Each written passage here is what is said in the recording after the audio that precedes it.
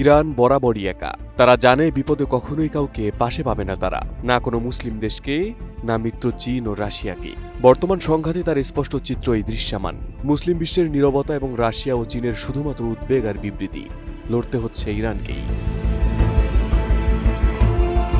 চীন সামরিক ও প্রযুক্তিগতভাবে বিশ্বের অন্যতম পরাশক্তি মিত্র হলেও বর্তমান পৃথিবীর সবচেয়ে শান্তিপ্রিয় পরাশক্তি বলা হয় চীনকেই।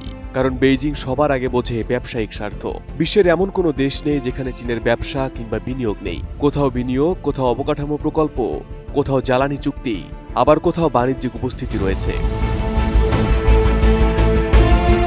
শি জিনপিং ভালো করেই জানেন, এই যুদ্ধে চীন জড়িয়ে পড়লে নির্দ্বিধায় তৃতীয় বিশ্বযুদ্ধ লেগে যেতে পারে। সারা বিশ্বে বিস্তৃত থাকা ব্যবসা ও বিনিয়োগ নেটওয়ার্ক মারাত্মকভাবে ক্ষতিগ্রস্ত হবে। তাই কোনোভাবেই যুদ্ধে জড়াবে না চীন।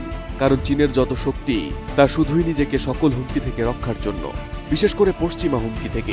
তবে হ্যাঁ, হয়তো গোপনে ইরানকে অস্ত্র কিংবা প্রযুক্তিগত সহায়তা চালিয়ে যেতে পারে চীন।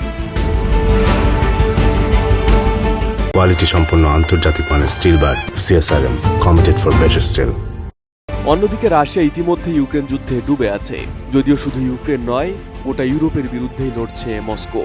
এই মুহূর্তে মধ্যপ্রাচ্যে নজর দেওয়া রাশিয়ার জন্য প্রায় অসম্ভব। কারণ ইউরোপীয় ফ্রন্টে সামরিক, অর্থনৈতিক ও কূটনৈতিক চাপ সামাল দিতে গিয়ে মস্কোর কৌশলগত সক্ষমতার বড় অংশই ব্যয় হচ্ছে। এই অবস্থায় নতুন একটি আঞ্চলিক সংঘাতে সরাসরি জড়ানো তাদের জন্য অত্যন্ত ঝুঁকিপূর্ণ।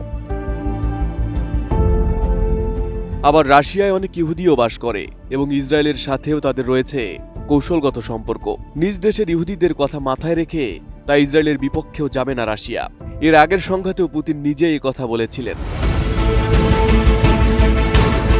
তাই কার্যত কাউকেই পাশে পাচ্ছে না তেহরান। তারা জানে পূর্ণমাত্রায় এই যুদ্ধ শুরু হলে টিকে থাকা কঠিন হবে। আর তাই নিজে শেষ হয়ে গেলেও সর্বোচ্চ শক্তি দিয়ে লড়বে তেহরান। যতটা সম্ভব ইসরায়েলকেও ধ্বংসের দ্বার প্রান্তে নিয়ে গিয়ে মেরুদণ্ড ভেঙে দেওয়ার চেষ্টা করবে। সেই সঙ্গে গোটা মধ্যপ্রাচ্যকেও অশান্ত করে দেবে তেহরান। এদিকে সর্বোচ্চ নেতা আয়াতুল্লাহ আলী খামেনির মৃত্যুতে ক্ষোভে বারুদের মতো জ্বলছে ইরান।